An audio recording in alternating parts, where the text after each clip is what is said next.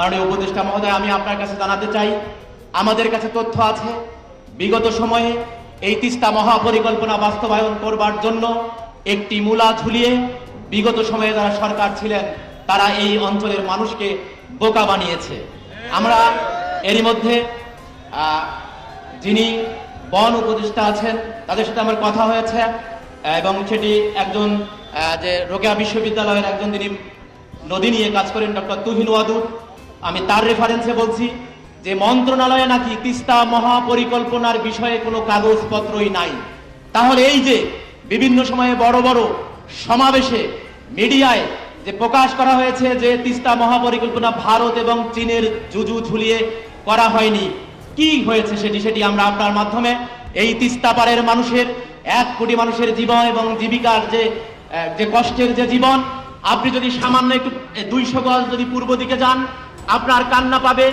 একজন মানুষ কিভাবে এক সময় তার 50 বিঘা জমি ছিল, এখন তিনি নিঃস্ব হয়ে কিভাবে জীবন যুদ্ধে কিভাবে খেয়ে না খেয়ে জীবন পান করছেন।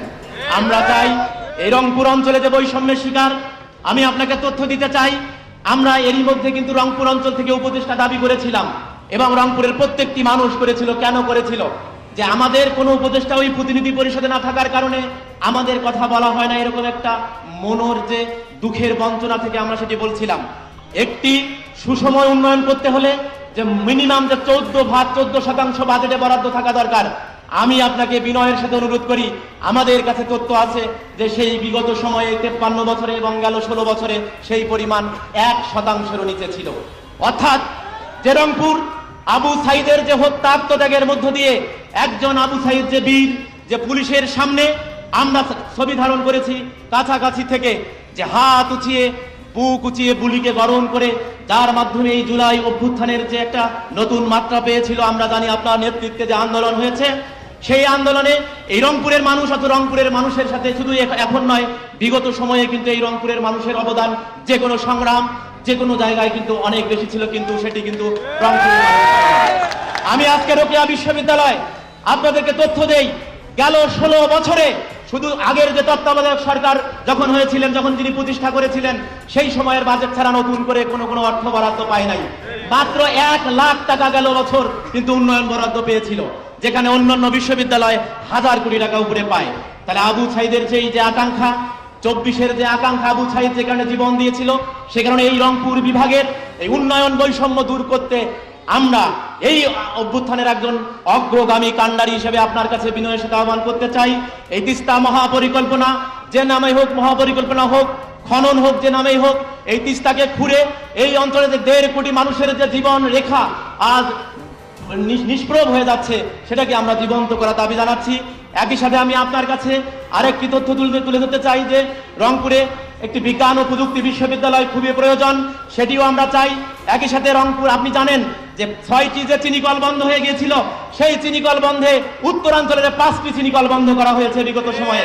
আমি আপনার কাছে জানতে চাই, এবং রংপুর বিভাগেই যার 3টি আছে, আমি আপনার কাছে বিনয়ের সাথে অনুরোধ করি, শ্যামপুর, পঞ্চগড়, দিনাজপুরের শেতাবগঞ্জ, গাইবান্ধার মহিমাগঞ্জ সহ যে সমস্ত চিনিকল বন্ধ আছে, আমি বিনয়ের সাথে আপনাকে জানাতে চাই, এই সব চিনিকলগুলো যদি চালু করা যায় দ্রুত, তাহলে সেখানে অর্থনৈতিকভাবে আগে যেমন মানুষ টাঙ্গায়, প্রত্যেকটি চিনিকলের সাথে অন্তত 10 থেকে 15 লাখ মানুষ পরোক্ষ এবং প্রত্যক্ষভাবে জড়িত।